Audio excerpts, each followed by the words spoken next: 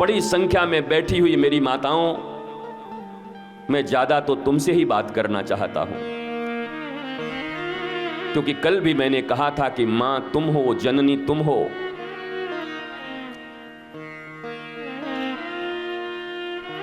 राक्षस के घर में जन्म लेने वाले प्रहलाद को भी उनके मां ने चाहा तो भगवान का सबसे बड़ा भक्त बना दिया है।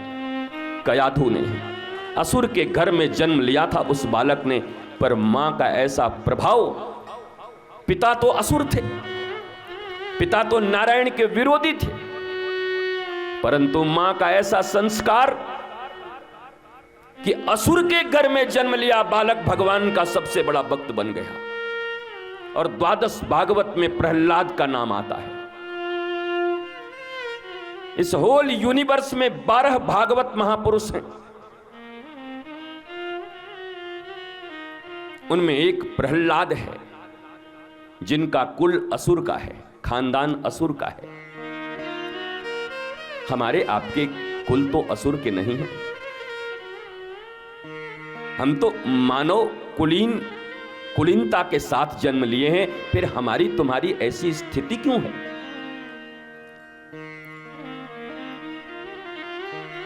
क्या यह कथा कोई विधि है जिसे तुम सुनकर चले जाओगे तो तुम्हारी जिंदगी में कोई परिवर्तन आ जाएगा? कथा कोई विधि नहीं है और कोई लोकांबुधि भी नहीं है कि दादी ने कहा था इसलिए सुनना है। कथा तुम्हारे जीवन को सुंदर बनाने के लिए और तुम्हारे जीवन में सदा प्रसन्नता रखने के लिए एक सबसे बड़ी प्रेम निधि है, जिसे तुम इस पांडाल से लेकर जा सकते हो। अगर तुम थोड़े से सावधान होकर बैठोगे तो विधियों से ऊपर उठकर प्रेम निधि में डूब जाओगे और सारे संसार में प्रेम को बांटते रहोगे। इसलिए यहां सावधानी ही बहुत जरूरी है।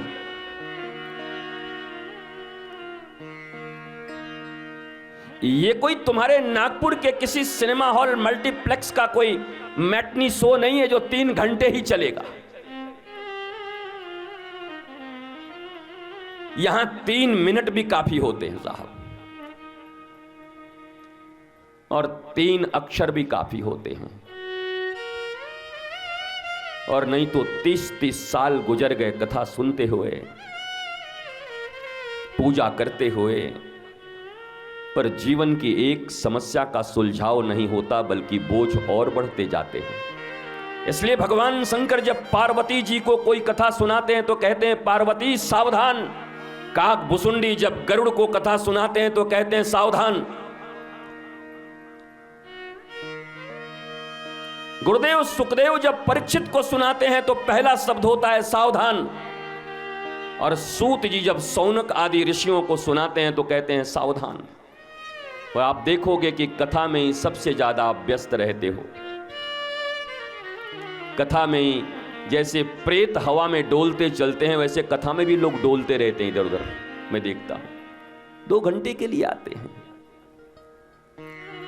जब तुम्हारे जीवन में इतनी स्थिरता नहीं कि व्यासपीठ से बोले गए वचन मेरे जीवन में अनमोल हो सकते हैं, मनोचिकित्सकों के पास जाकर घंटों घंटा काउंसलिंग करवाते हो और मनोविकार को दूर करने के लिए 70% अफीम मिली हुई दवाइयों को खाते हो, तब तो तुम बड़े सीरियस होते हो, तब तो तुम बड़े सिंसियर होते हो, क्योंकि डॉक्टर के पास गए हो। शरीर के डॉक्टर के पास जाने के बाद तुम्हारे भीतर में इतनी सावधानी आ जाती है, लेकिन जिस मन के कारण तुम्हारा जीवन उथल पुथल हुआ है, तुम्हारे जीवन में शिकायतें हैं, दुख हैं, अभाव हैं, तकलीफें हैं, रोना है, जब ऐसे आध्यात्मिक किसी चिकित्सक के पास, किसी संत सदगुरु के पास जाते हो तो टेकन फॉर ग्रांटेड लेते हो। आ गए हैं बस। तुम्हारे भीतर वो लौल्यता, वो लालसा, वो उद्दीपना, मीरा के भीतर जैसे करुण क्रंदन होती है कृष्ण के लिए, जैसे करमैती कृष्ण के लिए रोती है, वो लौल्यता और लालसा के बिना बात बनने वाली नहीं है। इसीलिए तो कथा करोड़ों लोग सुन रहे हैं पूरी दुनिया में, लेकिन शायद ही कभी कभी किसी किसी का मंगल हो पाता है। क्या कारण है? हमने तो सुना है कि भगवान की कथा सुनने से मन की व्यथा मिट जाती है, तो ऐसी कौन सी चूक हो जा रही है? वक्ता में चूक है या श्रोता में चूक है? या अंधा गुरु बहरा चेला, मांगे गुड़ तो देवे ढेला।